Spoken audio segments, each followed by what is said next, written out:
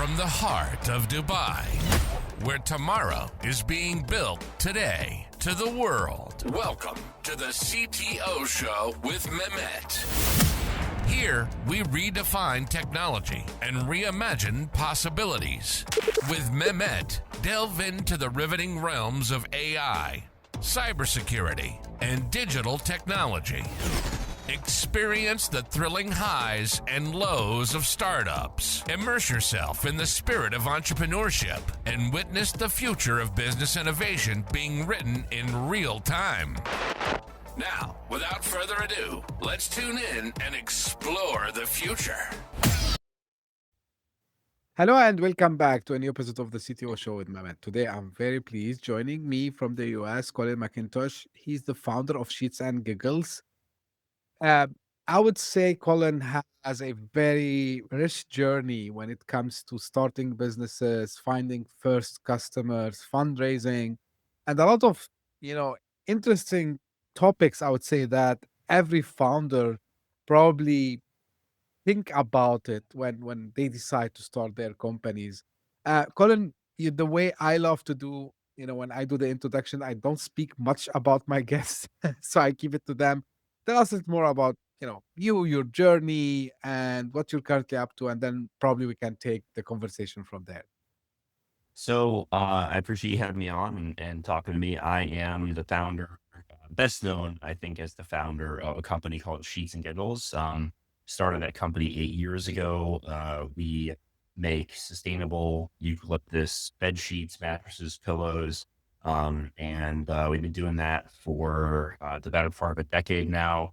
We've been on Good Morning America and a bunch of other national TV programs and shipped a few 100,000 units to hundreds of thousands of people, mostly in America. We're funny thing about the bedding industry is that every country has different size beds. So it's Yeah. hard to have like an international bedding company. And my claim to fame with Sheets and Giggles, I think, is that we went from shipping our first box in October 2018 to our first $1 million sales month in November 2020. So about 2 years, which was crazy. And there's a lot of yada, yada, yada in there in terms of, what we did, all the work, all the, we raised some money, all these different pieces of it. Also a pandemic in the middle of that time frame, really insane. And it's been a really interesting 7 or 8 years as a founder to have started my company when I was a 27-year-old kid in 2017, which feels like the before time. And then now with, in the middle of building my company, my first business, COVID, that I cross country move with my wife. I've started other projects. And it's been really, really fascinating journey for me to like kind of like zoom out and see from the outside. Right. It is a fascinating journey. So when you started it, Colin, you raised an Indiegogo campaign, right? And before even you had the product, like what are like some of the key lessons maybe you can share with, probably entrepreneurs, founders who like usually follow this path? Anything, maybe you warn them about, or maybe things that they should know before going on such journey? Because it's not always easy to build something and then fundraise to it. So sometimes you need to do the opposite. So what you can tell us about this? I actually think it's a lot easier to sell something and then build it, because if you sell something, then before you like selling something costs very little money. Like, yes, there's some advertising costs and videography and photography, and there's probably thousands of dollars of costs. But building something is like hundreds of thousands of dollars to do that. And so I actually think that it's a lot easier, safer, smarter, and a better path to success if you go out and, you can write the copy, do the photography, make a video, promise people how amazing it is, do a demo, show them the product, before manufacturing 10,000 units, right? And then if that page will be the same, whether or not you have inventory, that website will be the same. And the value propositions and the pricing and the conversion, that'll all be the same. And maybe be a little lower because people have to wait in order to get the product. So they're like an artificial cap on conversion. But really, you're telling yourself whether or not the market supports your idea and thinks it's interesting and wants to back it. So it's a really good stress test to decide whether or not you should even move forward with a product idea. And so I recommend that every entrepreneur, every founder starts by selling and then goes into producing. That's kind of the method that I really like. And so, yeah, we raised $284,000 on an Indiegogo pre-order campaign. I think that was like 2,000 pre-orders. And we did that. That was actually the largest Indiegogo campaign ever for our category at the time in 2018. And we shipped our first box 6 months after that. That gave me the seed funding to start the company. And then, I'm happy to get into the tactics of like how you actually do a successful Yeah. crowdfunding campaign, because I think is more interesting than just like the philosophy around it. So if you want to get into that, I'm happy to. Yeah, I will come to the fundraising later, Colin. Now, also, when I was preparing, is it looks to me that there was an inflection point that unlocked scale for you, like taking the business from certain revenue, and of course, I'm sure like it took a lot of effort, blood, sweat, and tears until it reached there. But every business has what we call it the inflection point, like maybe a pivotal point where things started to change. Anything you can share about that? Like what went well when you were scaling the business, I would say. It's really hard to identify like one inflection point. Our first three Q1s, whether it's 2019, 2020, 2021, I think went like 200,000, 700,000, and then like 2.2 million. So like that was, I think obviously like 2020 was the year that we really started to unlock growth. But everyone always asked me if it was because of the pandemic, and I'm like, not really, because we had incredible supply chain problems where like we couldn't get inventory, we Mm, lost out on a lot of sales, so we really couldn't capitalize on some of the pent up demand for COVID. It was more of that like natural growth rate. We were, 2 to 4xing year over year at that point. I think that we, after like 3 years in a row, like 4x growth, we hit the Inc. 5,000. I think we were number 309 on the Inc. 5,000 in 2022. So those years were, but I think there was really no single point that stands out in my mind. The one that maybe I could, if I had to pick like an inflection point, it was kind of because of COVID. So all my friends in 2020 were doing all these really cool things to help Colorado with COVID. They were doing like tracking, artificial intelligence tracking of like the disease. They were, trying to help the governor like do different things with different, communications with citizens. And here I am just selling bed sheets, and I'm in the startup community, but I don't really have like a technology or something. But the one thing that we did that none of my friends did with their startups is we made money. And so I said, well, let's just donate 20% of our revenue for 30 days. I hate all the celebrities who are like, we're donating 1% of our profits for 20 days to COVID. Really, it's like all that profit's going to get zeroed out, and 1% of profit is embarrassing. So we donated 20% of revenue for 30 days, ended up being at that point, $40,000 that we donated. And we donated that to Colorado's emergency COVID relief in, I think, April 2020. And I remember I got a phone call from the governor's office, and they were like, hey, did you make a typo? Because they were like, we got $50,000 from the football team. We got, 50 grand from the largest telecommunications provider in the state. And we got $40,000 from Sheets and Giggles. Like, is that? And it was so funny the way they called and asked about it. And I was like, yeah, we made a pledge, and I followed through on the pledge. And that ended up uh, through the PR channels of like the governor's office and stuff, making its way to Amazon. mm, Amazon, as one of my partners in the business, obviously we're a small business seller on Amazon. they reached out and they said, hey, we, actually write a story about this and talk about this. So they named us as one of 6 businesses helping during the pandemic. I think that was like June 2020. And then yada, yada, yada. In October, I got a phone call from Good Morning America, and they were like, we'd love to interview you as our small business spotlight for Black Friday 2020. And that was all because of the donations made. And that earned media on Good Morning America, I think was like, worth like $600,000-700,000 in media estimates when I looked it up. And so that would be like, to me, is like the big inflection point for the company of like getting the brand out there. And then in 2021, I began sponsoring a podcast that I've been listening to for 20 years. And that was really fun because I know the audience so well. It's a big audience, like millions of listeners. And so that was another major inflection point in 2021 where I was able to write advertisements for a show that I knew like the back of my hand. And those ads performed so well. There were days on the show. There was one day on the show where I know we did over $100,000 in sales just from the show's audience.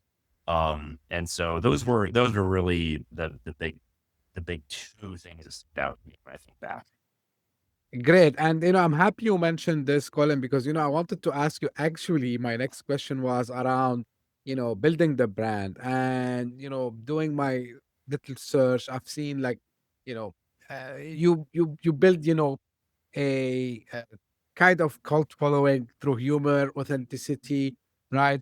So I don't like to, mention frameworks or playbooks, but I mean, what worked well for you in addition to what you mentioned as, you know, building a brand voice and, establishing the audience connection. And I think this, probably would work with, you know, majority of the entrepreneurs, I would say.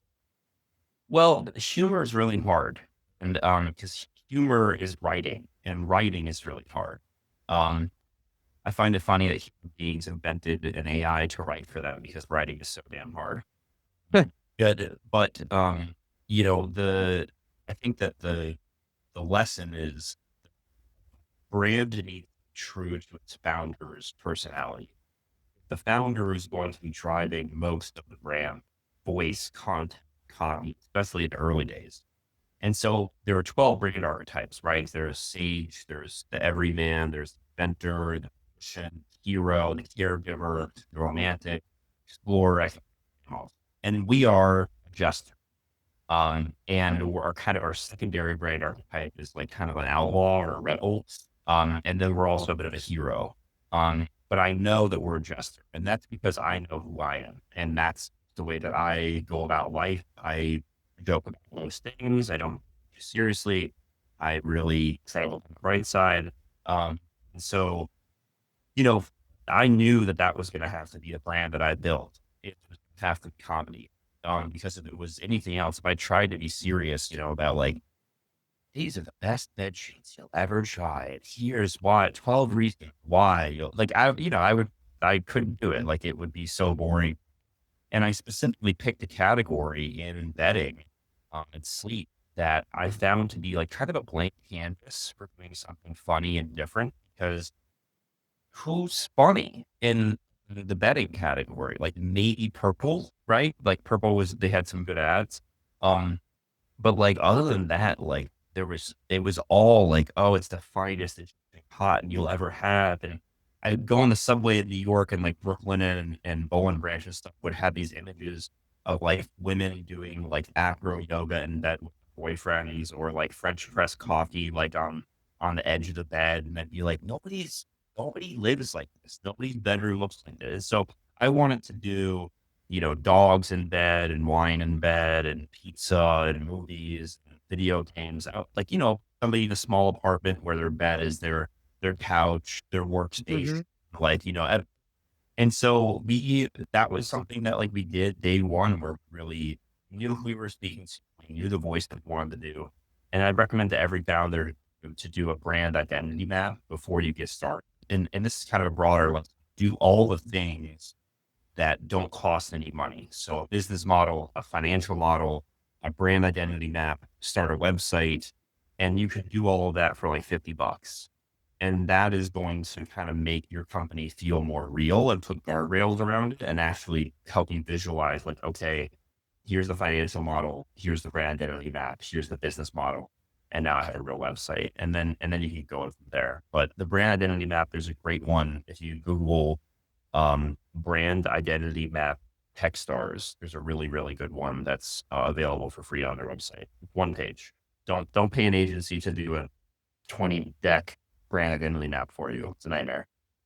Keep it simple. Exactly.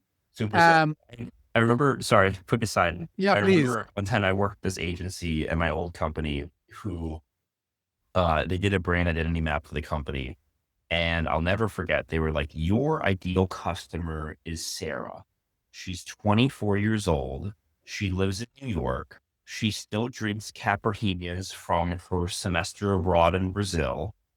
She has a boyfriend, but it's not that serious. And I was like, I'm sorry, is this helpful for anyone here? And I was like, not the founder I was just like 25-year-old brass idiot. And I was just like, this is insane. I'm like, we're paying these people to like write a fiction, like a novel for us. Like, no, so like for me, brand identity maps need to be like very actionable. Like you need to have like your core features, your core benefits, your limbic hot buttons, your logical arguments, your emotional reasoning, like your demographics that you're going after, your brand archetypes. There's so many companies will do this like persona nonsense and like that. And then eventually like 2-3 years later, they're like, have persona has evolved, has changed, has been like, oh my God, just have a brand identity and like, and have stick to it, like, and those guardrails will be really helpful for your team because I could tell my customer care team, I could tell my marketing team, I could tell my product team, hey, look, we're sweet, but we're never saccharine. We're funny, but we're never corny. We're sarcastic, but we're never caustic. We're smart, but we're never try hard. And like that is kind of the way that you can shape a brand. Talking about financials, like what kind of lessons also maybe or things in your opinion maybe other founders they miss when it comes to pricing psychology? Because I hear it a lot, and whether it's in tech or outside of the tech industry, where they have this doubt how much we should charge for this, and they have this fear, like is it like overpriced, underpriced? uh, what do you think usually founders miss when they decide on their pricing um, strategy? So when I started the company, I had to do the old pricing strategy, which is, you look at the cost that makes you to produce something. You look at your competitors' cost and you do this, and then you plug something into your financial model and you see if it works. And then you try to charge people it. And if they say yes, then great. And if not, you try to lower your price to see what conversion does. And, that sort of. Now founders can use a tool that I really recommend. I love a company called Intelligems. So like intelligence, but GEMS at the end, Intelligems. And they are the most robust price testing software. Not to turn this into an ad for them, but like, you can do A, B, C, D, E price testing. You never show a different price to the same person. You can do mobile versus desktop, crossouts versus codes, free shipping testing. You can test by SKU, by color. So now there are tools that are like, make this so much easier to like really dial in what your maximum price can be and like find out your true price elasticity and where you sit on that curve. But like there's a lesson here, which is like most founders will underprice their product because they're too close to it. They see how it's made. And they understand all the warts and all the really defects and the problems and like all the different things that went. And so I always recommend starting high and then moving lower if you have to over time.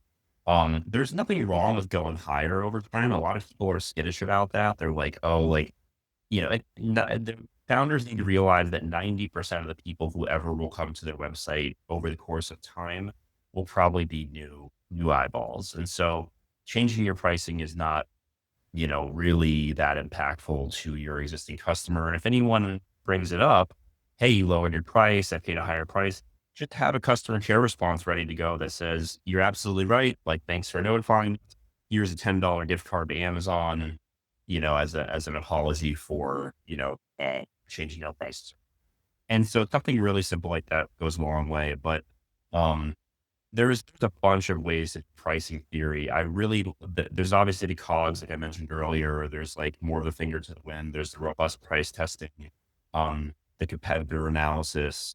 But really, whatever people are willing to pay for something, that's the price. And so I recommend people continue to raise their price until conversion falls off a cliff, because that extra margin will be very helpful as you build your company. Right. Now let's go back to fundraising and crowdfunding. So in addition to the campaign, you've raised 5 million in VC money. Uh, you know, starting with the crowdfunding, of course. Like, how did you manage, Colin, investor expectations? And this is something also I think some founders, especially first-time founders, might not have the experience. Um, they don't know like what are the things they should do while doing the fundraising. But for you also, you needed to keep your community engaged as well, so you had the VCs plus the community which you fundraise from. So tell us about this balance, and for first time founders, setting up the expectations with investors. It's really hard. You have to understand what drives investors. So if you're going to speak to a venture capitalist versus an angel investor, these are very different people, right? A venture capitalist has a fund of money that they're trying to get a return on. They raised money from other people. They have a fiduciary responsibility to their GPs and their LPs who have put money into the fund. And so you really need to understand, like, hey, it's your role. Like, what are you guys trying to do with the fund? Like, are you close to the end of the fund? Are you at the beginning of deploying capital? Like, what's your time horizon for a return on investment here? Is it 3 years, 7 years, 1 year? And so you really need to like understand what drives the people that you're talking to. Whereas an angel investor might say that, hey, I'm just happy to support cool companies, and like I just want to help out the local community. And if I get a 20% return, that's great, like, and they're happy, or if I get my money back or whatever. So there's a lot of difference between investors and what they're looking for and how you can speak to them. So that's kind of step number one. You can usually do that research ahead of time. So that way you're walking into the meeting and you're speaking their language without having to necessarily ask them, but it's always okay to ask them if you don't know. And then I would say the number one reason why people invest is, I'm going to put this without sounding like an asshole. People don't necessarily invest because they think it will be a great return. And I've noticed as I've invested in companies as an angel investor, people invest in companies when they fear that they're going to miss out on a deal. And human beings are, and look, disciplined investors won't do that. Disciplined investors have like their core metrics and things they look for, and they have a thesis and the whole nine, right? And so I'm talking about like maybe like 80% of investors, like the broad pool of people, just human beings and how they act. And there are always people who are, looking for more of like the metrics and numbers. So I always tell founders, like, have your traction like buttoned up and ready to go. Your sales numbers, your revenue, your pre-order list, your people on the wait list, your alpha users, your NPS score, your retention rate, your lifetime value. You need to know these numbers front and back. And if any investor asks in a meeting, hey, what's your average lifetime value? And you're not able as the founder to like rattle that off like immediately, like what's your cost of acquisition? You need to tell them down to the penny what your CAC is, right? And if you can't come up with these numbers, you need to know your revenue per month, your quarters that are up. They won't invest in you if you say, oh, 1 second, let me look that up. As the founder, you need to like live and breathe these numbers. So what I did is every day I would, actually really crazy. Before I had a CFO, I had my own spreadsheets. for like 2 years, and I would go into the spreadsheet and I would update every single day the amount of money we spent on marketing, the amount of new customers we got. I'd build my own P&L really. And so every single day I was looking at the numbers and I knew front and back exactly what we were doing down to the penny. And I could tell you the sales that we had on Wednesday last week, tell you the sales we had this month so far, with all those different things, growth rate, percentage growth. And so I think investors really liked me because I never hesitated for a second when answering a question. I always knew everyone. But really that fear of missing out, that FOMO, I think is like a lot of people, they invest in companies because they want to tell other people that they invested in that company. Yeah. And that's kind of, it's pretty basic, but like if you can lead, and really what I'm talking about here is a central tenant pitching an audience is, and I've won pitch competitions. I've won Denver Startup Week. I've won a few different pitch competitions. I teach how to pitch for startups and accelerators and universities.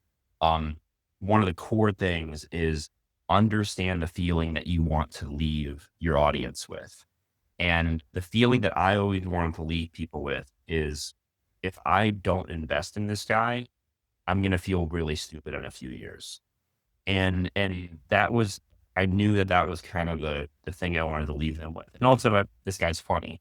Like that's also what I wanted them to leave. So I always made jokes. I always very light in the meeting, like, that sort of thing. And yeah, I mean, if you leave it's the George Costanza rule, right? If you're a Seinfeld fan, always leave them wanting more. And if you leave the room and they want more, like you left in a good place. Don't give them everything. Don't go on, make sure that you have a hard stop, stuff like that. Out of curiosity, Colin, like how at that time, was the reaction from the investors knowing that, you crowdfunded before? Like, did they have like different term sheets? Was it like more about like, yeah, we know like maybe you have done this with the community, but now we have to do like what we think is right? No, Was so the my crowdfunding was actually pre-orders, not equity. So I did not invest okay. in crowdfunding. So I did pre-orders. I did like 2,000 pre-orders. Mm. So this Then was your validation, basically. that was my validation, exactly. So the only impact that had on fundraising was tremendously positive, because I could tell Mm. investors a story of, hey, I I put 10 grand into this thing, and I spent 3K on a video. I spent 1,000 getting the website set up, and then I spent 5,000 on ads, and we did our first, $100,000 of sales in a week. And when you can tell somebody that you did $100,000 of sales in a week as a new brand, like especially in the late 2010s, like when D2C was like hot and everybody was looking for like the next big brand, people really paid attention. And so that was the traction. That was like the entry level conversation. Who's going to fund a company that's based off a pun, Sheets and Giggles, right? Like who's gonna give me money for my weird bed sheets idea? Like, nobody. Like that. Like it's a crazy idea.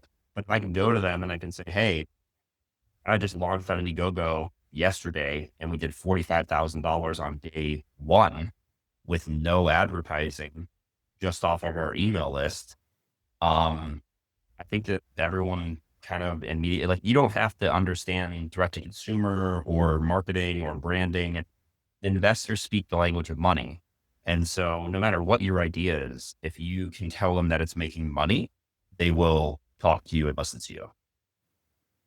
I'm glad you brought the discussion to this point, Colin. Now, uh, a lot changed since pretty much maybe before COVID. As you said, like it's like now we say pre-COVID, post-COVID. Uh, Trends changed. As you said, DTC was hot. Now everyone talks about AI. Everyone is obsessed with data.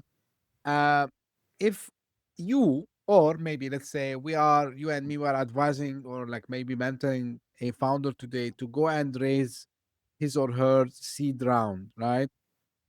But they are into the consumer. business. Maybe they are a green tech founders.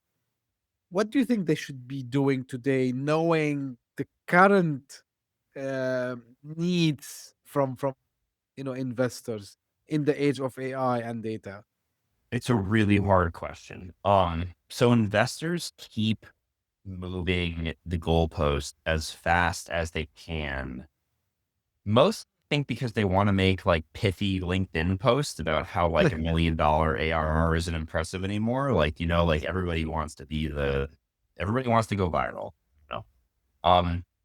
But I think that like the number one thing I would tell a founder, um, is that it's the same core driving factors. Like, are you getting traction? Do you have good user numbers? What are your user metrics? Like, are people excited to use your product? Like, do you get good reviews? And like, are you growing? Do you have good word of mouth?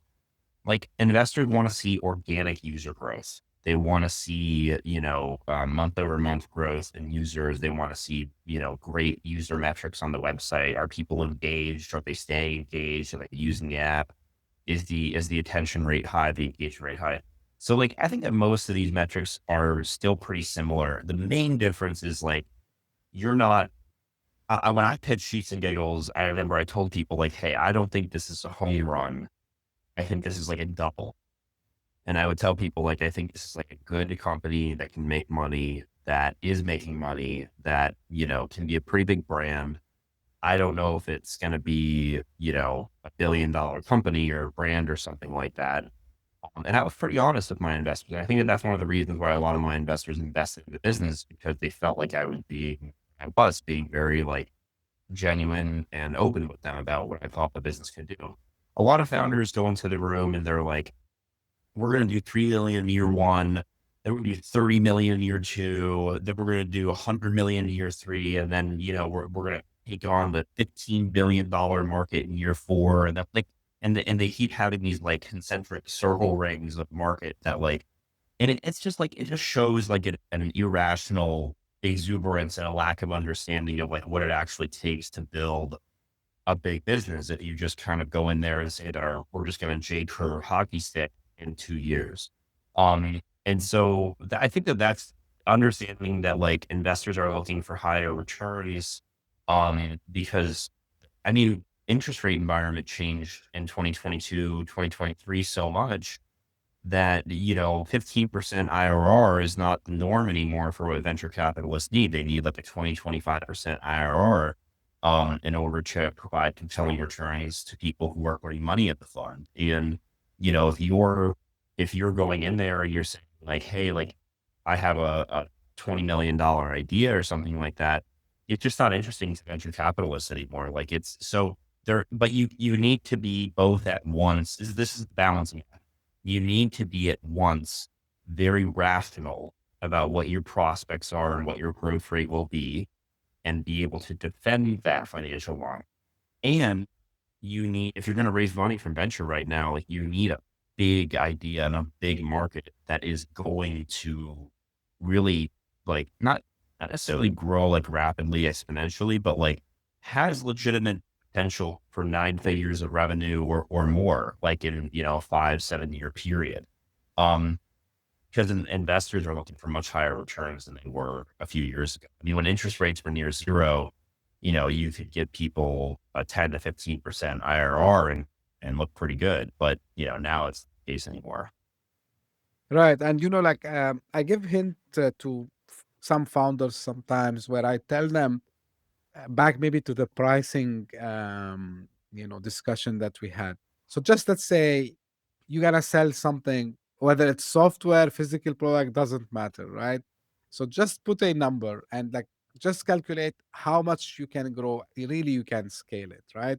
And think from an investor perspective, like put yourself in their shoes for a moment and see like how much you can double that, triple that, like 10x, 100x, right? People And always ask me, they're like, can you do 10x this? And I'm like, I got to build a product.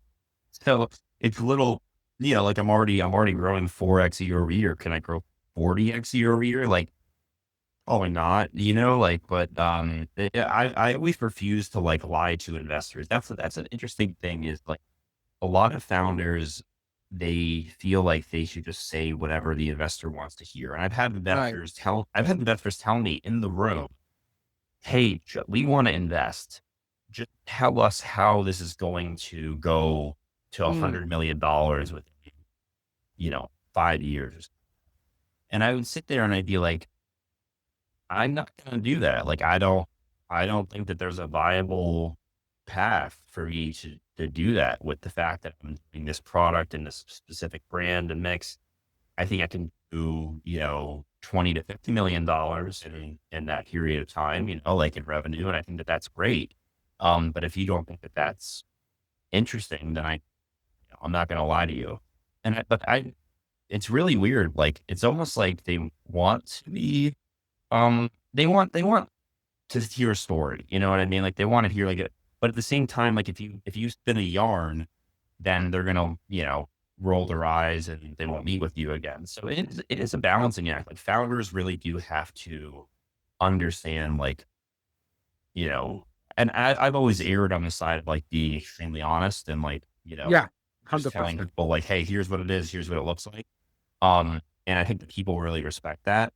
I wouldn't want to go off into the other direction of more like a fantastical, over exuberant founder. But it is a balancing act of like, you need to excite them, but make sure that it's rational and defensible and makes sense. Yeah, and the reason I mentioned this exercise, Colin, it's not like to do any deception for the Yeah, investors. yeah. Is like me as a founder, do I believe I have big market and a potential? Because I'm not here to defend or like offend anyone here, but I've seen on both sides people asking wrong questions, answering as you mentioned in a way, yeah, like we gotta like grow this business 100x, 1000x, which is we know.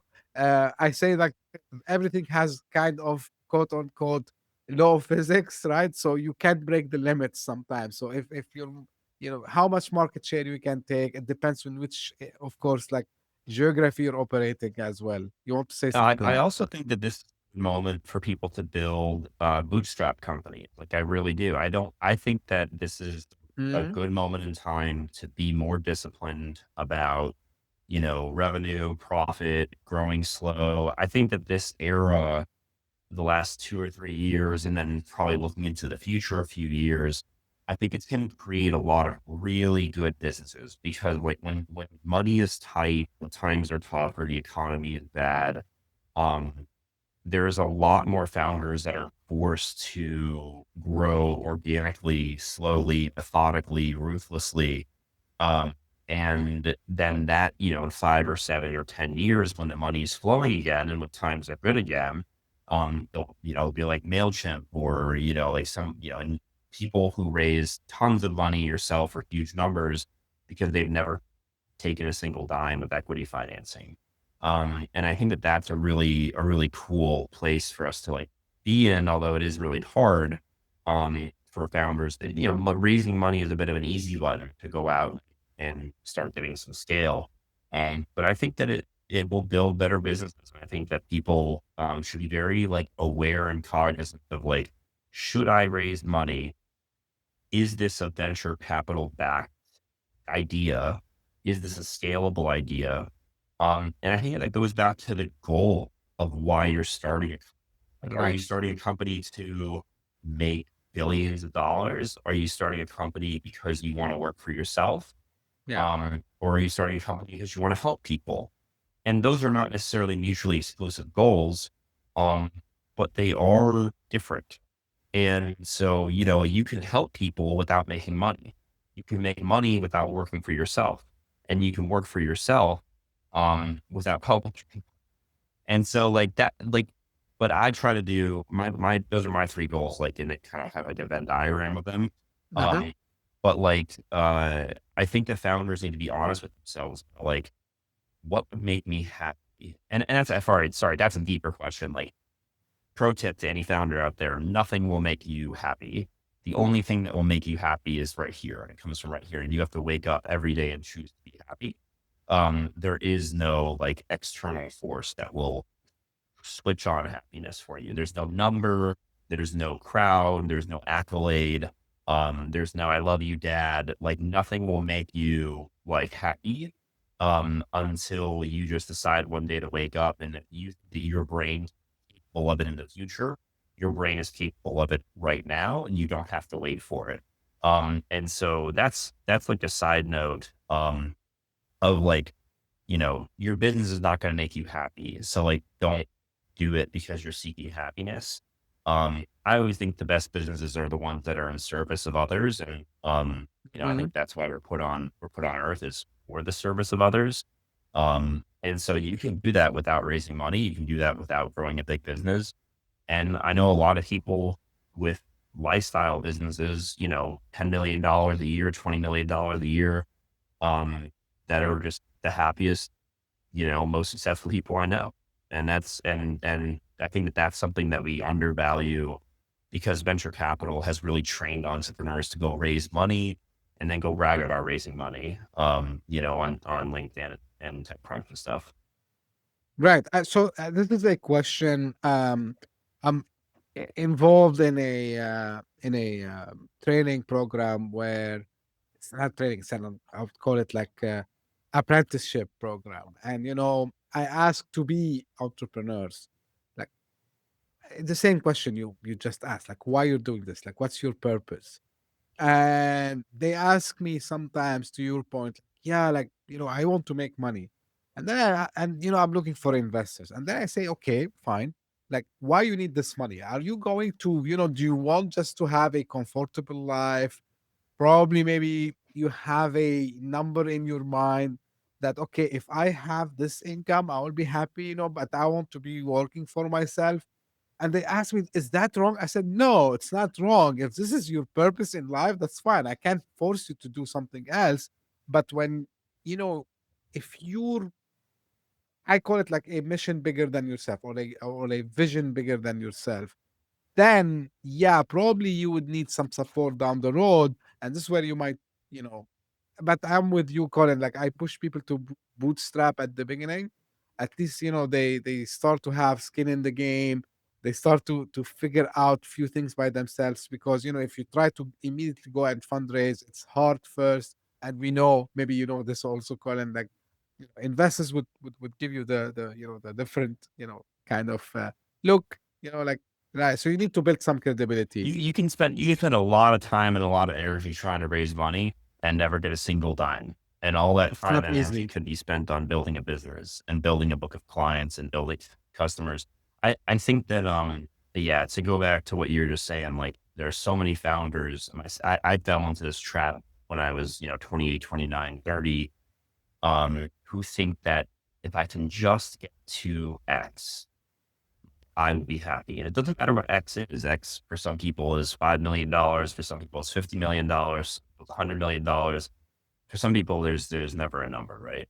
Um, but there's so many people out there that are like, I can just get to here. But as soon as you get to there, they have a new goal. They've moved the goalpost. They've forgotten what their old goal was. They never stop to smell the roses. And they're never happy and they're never satisfied. And so, for me, I look for fulfillment, both within the business, but very much outside the business. So I try to have fulfillment with my wife, my family, my community. We do trash cleanups at the park every weekend, here in Miami. And we try to, be the change that we want to see in the world. And it's been a wonderful life. Like I do a lot of camping. I go out and I do a lot of hiking and traveling. Um, and there's a big part of me that wants to like go live abroad and do different things like that. But I love my family. I got a niece and nephew. Uh, all this stuff is important to remember. Like, we're not put on earth to like make money. Money doesn't exist. And like, it's interesting. You read about history and you realize like how much of history is driven by money, and it's really it's kind of sad. But it is what it is. And so I try to make sure that like I'm not forgetting what it means to be a human, and why we're here. Right. Final thing I want to ask you, Colin, is about your Techstar experience. So you went on Mm, Techstars Boulder in 2019, I think. So how yeah. this shaped, your mindset, and how it also affected your network. And I can see also you became a mentor there. So tell us a bit more about this experience. So when I was 25, I had been fired or let go from three different jobs. My first three of my four first jobs, and different reasons for sure. And most founders are bad employees. Uh, and so my friend Jackie had started a company that I had written the business plan for actually when I was 23 at my kitchen table in Connecticut. Um, and she said that, hey, we got into Techstars. She called me one day. I was living in Seattle. And I knew what it was because I had done tech recruiting. At one of my jobs, I was a recruiter. And I was like, oh my gosh, like Techstars is amazing. And she was like, do you want to come be on our founding team? And uh, she said, I'll pay you $1,600 a month before tax. And you can come down and you have 3 months of job security. After that, I don't know if I can pay you anymore. And so I drove 20 hours down from Seattle to Denver. I slept on her couch, got paid minimum wage basically. And I busted my ass so hard in summer 2015. And that was the year that really changed my life. I learned so much about starting a company and building a brand, like consumer marketing. I had mentors that were just the best people that I could possibly have in business development and marketing and sales. Um, we ended up raising $3 million from wonderful people. We hired like 20 people in downtown Denver, had an office. I moved to Denver full time in 2016. And then unfortunately, we all got laid off at 1 p.m. on a Monday in September 2017. And that was pretty emotional. That was really tough because I had poured, my couple of years, 2 or 3 years of my life into that company in my mid 20s. I remember telling my friends, like, I'm going to start a bed sheet company. So I incorporated Sheets Giggles 3 weeks after that. Um, and I ended up doing Techstars in 2019 and with Sheets and Giggles as a founder. And that was so special to like go through the program 4 years later, not as an employee or as a secondary team member, but actually as founder and CEO, bring my own team into the program and, do our own scrappy, bad boulder apartments that the company was paying for. And in the middle of the winter, ice cold, brought my dog to the office every day. And, slept at the office sometimes. So for people that don't know, Techstars is an accelerator. They give you $100,000 in a room with 10 other companies. And they tell you to work your ass off for 13 weeks, 90 days. And then you get on stage at demo day and you pitch in front of a crowd. And the thing that always stands out for me is that in 2015, as a 25-year-old that had had no success so far in my career outside of recruiting, interestingly, I was so enamored with the pitches they showed, the demo day pitches they showed us. I was like on day one, they were like, this is what you guys are going to do to the founders. I was, but like my friend Jackie was, and she killed it. And I was watching the pitches for like SendGrid and other amazing companies. And I was like, oh, how cool would it be to be like a founder pitch shown to new Techstars classes as an example of how to pitch. And then in 2019, I got to do my own pitch and I brought the house down in the Boulder Theater in Colorado. I mean, I had cracking up and falling over in their seats. You can look on at the YouTube if you search for Techstars and see my pitch. And then that pitch is now what Techstars shows to programs all over the world. Now 6 years later, for the last 5 years, they've shown people, and I get Techstars founders all the time who reach out to me on LinkedIn. They're like, hey, I just got into the program. I just watched your pitch. I'm in the Chicago program or the Atlanta program or the Miami program. And starting in 2022, I actually began teaching the Boulder and the Miami program companies how. And so I do the first pitch practice and I do the last pitch practice before demo day. And it's really a gift to be able to give back and be a mentor to the program to my life. And I want to back Stars. They're a phenomenal program, and I highly recommend them for any entrepreneur that wants support and mentorship. But yeah, that to me is like a fun full circle thing. I actually met this guy down here in South Florida. My wife and I just moved to Miami this year to be closer to my family. Um, after 10 wonderful years in Colorado. And I met this guy at this bar down here, and we're just talking, and we're talking about our startups and our companies. And he's like, yeah, we're at like, four or $500,000 revenue. Like I'm considering raising. And I was like, oh, have you thought about doing Techstars? Like I can introduce you to people. And he goes, oh no, I did Techstars in 2023. And I was like, oh no way. And he goes, wait, are you cheating both guy? And I was like, yeah. And he's like, dude, they showed us your pitch, like in the class. He's like, I can't believe, fun stuff like that is like, that's really fun for me to be a part of the community and that sort of thing. So, yeah, I would highly recommend it to any founder. I think it's life changing. Fantastic. By the way, Techstar, they exist in, multiple places outside of the US also as well.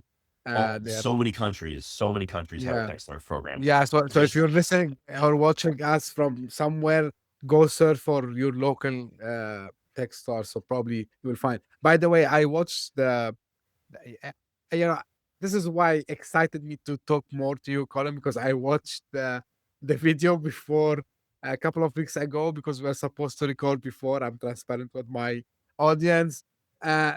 Guys, like you need, I'm gonna put the link in the show notes. You need no, but seriously, like It's uh fun. It's a fun pitch. That it's was fun. my magnum opus of pitching. Yeah, that was the Yeah, best. but I think they will learn a lot. Like, and it doesn't matter. I mean, what's your startup is about. It's like, there's a complete thing. We call it art of pitching, and you need to The rhythm. call it. It's rhythmic. Like so I believe, by the way, I appreciate that. I'm glad that you liked it.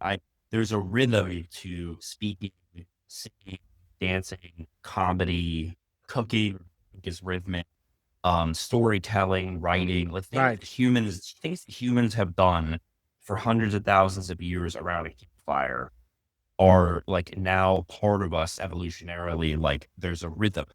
And I think that there is a rhythm to speaking, to being in front of a crowd, to being an orator. And so not everybody can do it like naturally. Like some people are very uncomfortable being in front of a crowd. They get Right. really tensed up and stuff.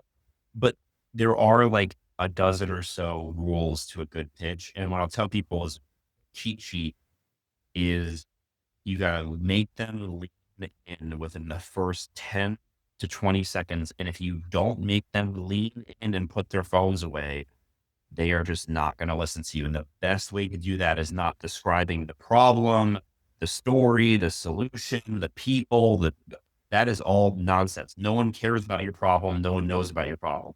The number one way to make them lean in is to tell them how much fucking money you're making within 10 to 20 seconds, or tell them how many users you have or some eye-popping number, because they may not understand anything about your company.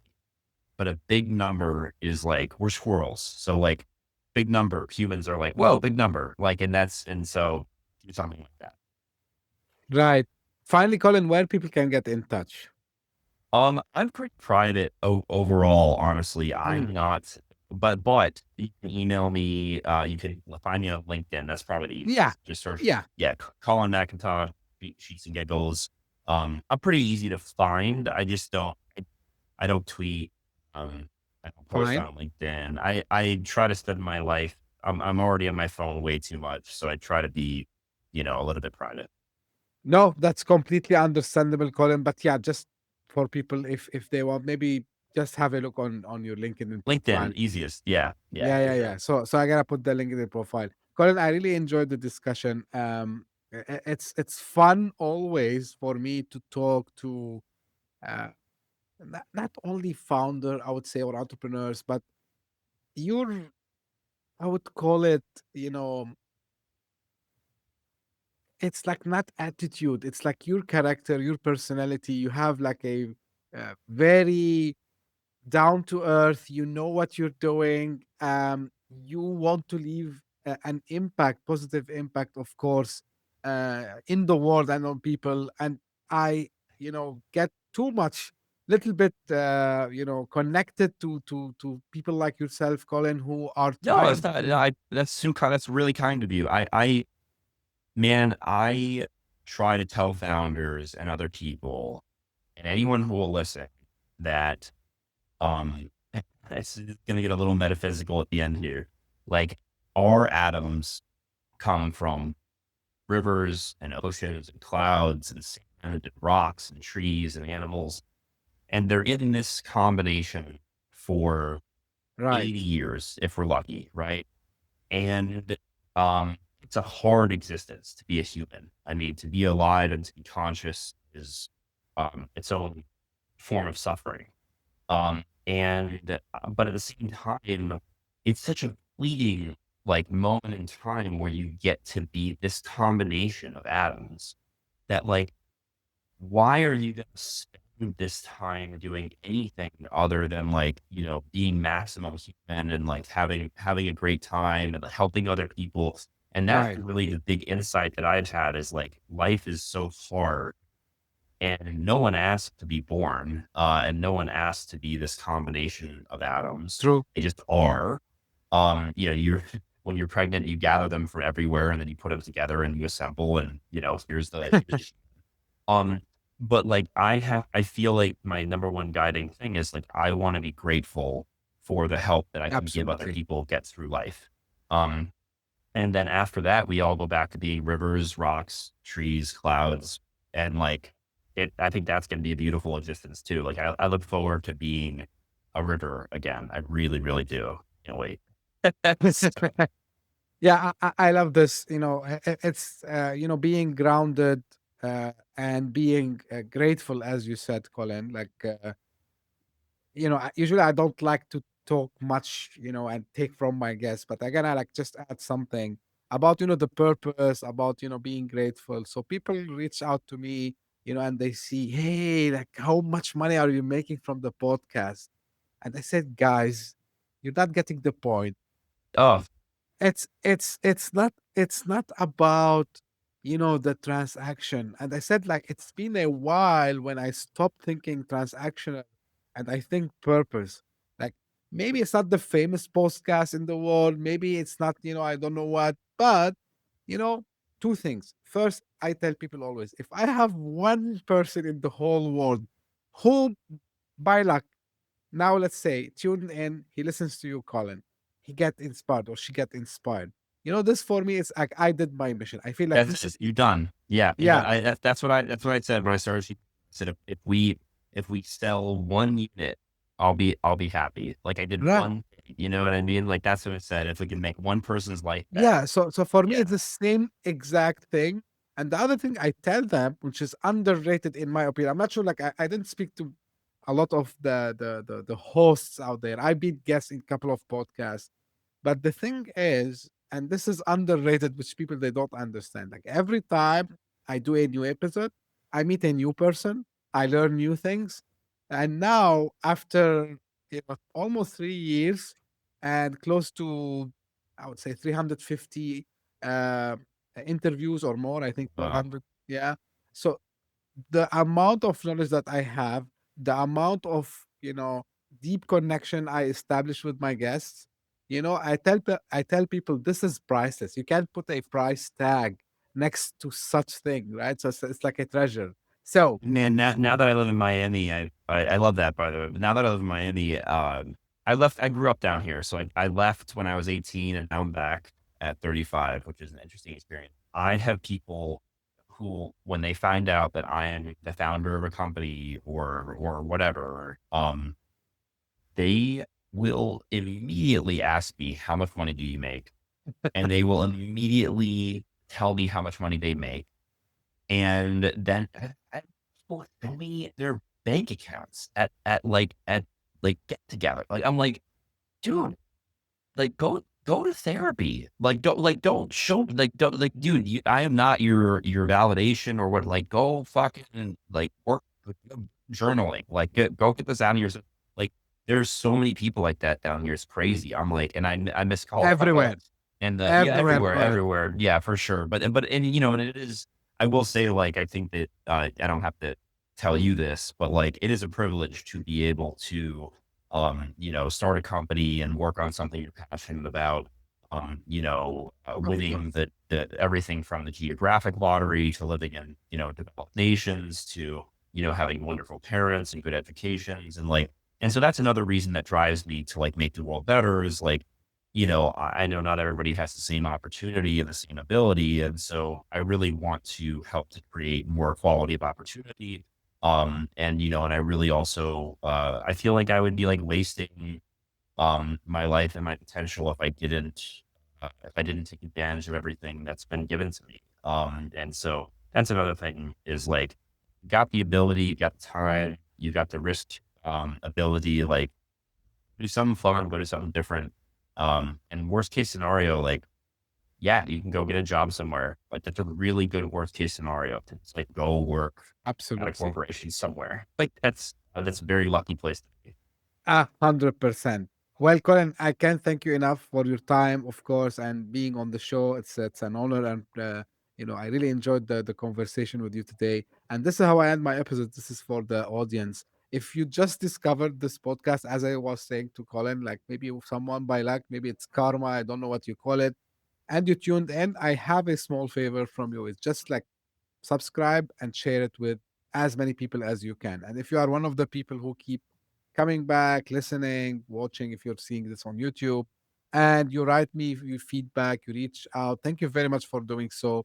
And thank you also for the support because, you know, the podcast in 2025 was always ranking, you know, in one of the countries in the top 200 Apple podcast charts. And this cannot happen by itself. I don't have bots that tune in. So it's human beings, you know, listening, tuning in, and you know, downloading the episodes again and again. So thank you very much for your trust. And as I say always, stay tuned for a new episode very soon. Thank you. Bye-bye. Hit that subscribe button, share the show with your tech-savvy friends and fellow entrepreneurs, and leave us a review on your favorite podcast app. Your support means the world to us.